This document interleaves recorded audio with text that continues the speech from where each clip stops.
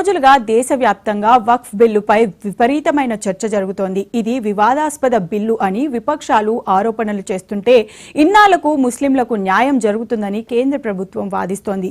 వక్ఫ్ బిల్లుపై నేడు అంటే ఏప్రిల్ 2న పార్లమెంట్లో చర్చ జరుగుతోంది. అన్ని పార్టీలు పార్లమెంటుకు తప్పకుండా హాజరు కావాలని వారు పార్లమెంట్ సభ్యులకు అల్టిమేటం కూడా జారీ చేశాయి. కాగా వక్ఫ్ సవరణ బిల్లుకు సంబంధించి 4 ప్రతిపాదనలను టీడీపీ కేంద్రం ఎదుట ఉంచగా వాటిలో మీడింటిని కేంద్రం ఆమోదించడంతో తెలుగుదేశం పార్టీ మార్కు కనిపించలేదన్న వార్తలు వినిపిస్తున్నాయి. అయితే తాజాగా కేంద్రం తీసుకొస్తున్న వక్ఫ్ సవరణ బిల్లులో అనేక వివాదాస్పదమైన అంశాలున్నాయని ప్రతిపక్ష పార్టీలు ఆరోపిస్తున్నాయి.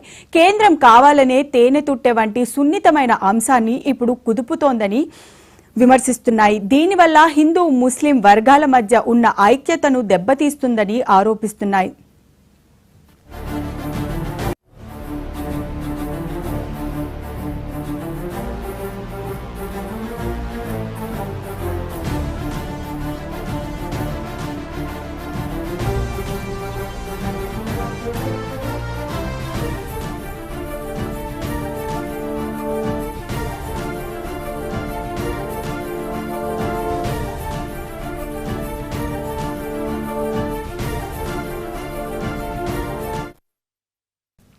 నిజానికి చాలా మంది వక్ఫ్ అనే పదానికి అర్థం కూడా తెలీదు. వక్ఫ్ అంటే దాతృత్వం లేదా మతపరమైన విరాళం.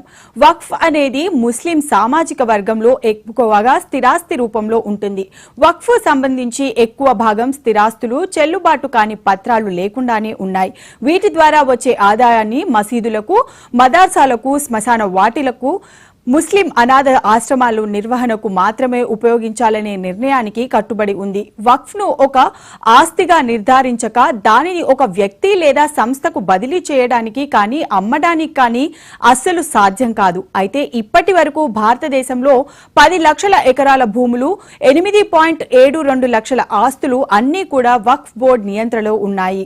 తాజాగా వక్ఫ్ బిల్లులో కేంద్రం తీసుకొచ్చిన సవరణలను ముస్లింలు వ్యతిరేకించడంతో అవి వివాదాస్పదంగా మారాయి. ఎందుకంటే కేంద్రం తీసుకువచ్చిన సవరణలతో వక్ఫ్ బోర్డులో ఉన్న ఆస్తుల వివాదాలను పరిష్కరించే బాధ్యత అంతా ప్రభుత్వానికే ఇచ్చే విధంగా ఉండబోతోంది. దీంతో ముస్లింలు దీనిని వ్యతిరేకిస్తున్నారు.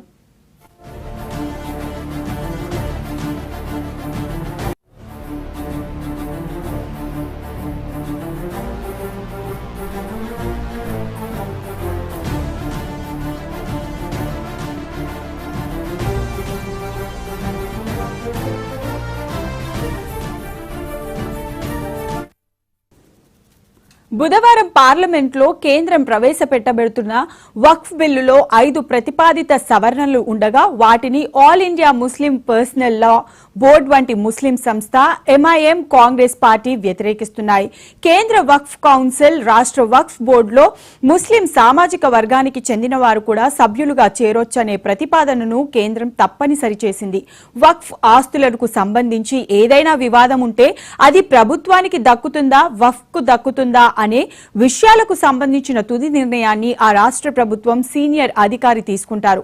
దీంతో అసలు సమస్య అంటూ ముస్లింలు అడ్డుపడుతున్నారు. ప్రభుత్వంలో పనిచేస్తున్న ఏ అధికారి అయినా ప్రభుత్వానికి వ్యతిరేకంగా ఎప్పుడూ నిర్ణయం తీసుకోరు. అటువంటప్పుడు తీర్పు తమకు అనుకూలంగా అసలు ఉండదని ముస్లిం సంస్థలు వాదిస్తున్నాయి.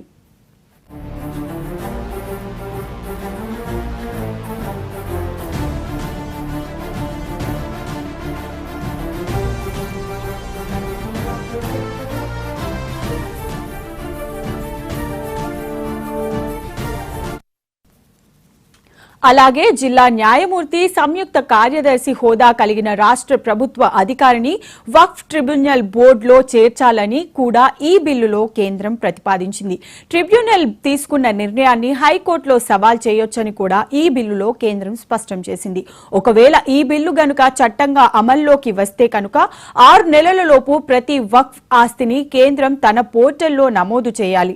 మరోవైపు వక్ఫ్ ట్రిబ్యునల్ ఎంపిక చేసిన వక్ఫ్ బై యూజర్ క్లాజ్ క్లాజ్ ను తొలగించడానికి తీసుకువచ్చిన ప్రతిపాదనను కూడా ముస్లిం సంఘాలు వ్యతిరేకిస్తున్నాయి.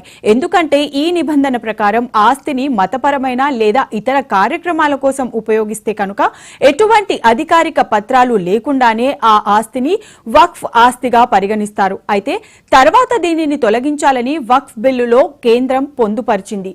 ఎన్డీఏ మిత్రపక్షమైన టీడీపీ సిఫార్సు చేసిన తర్వాత దీనిని తొలగించాలంటూ జాయింట్ పార్లమెంట్ కమిటీ కేంద్రానికి సూచించింది.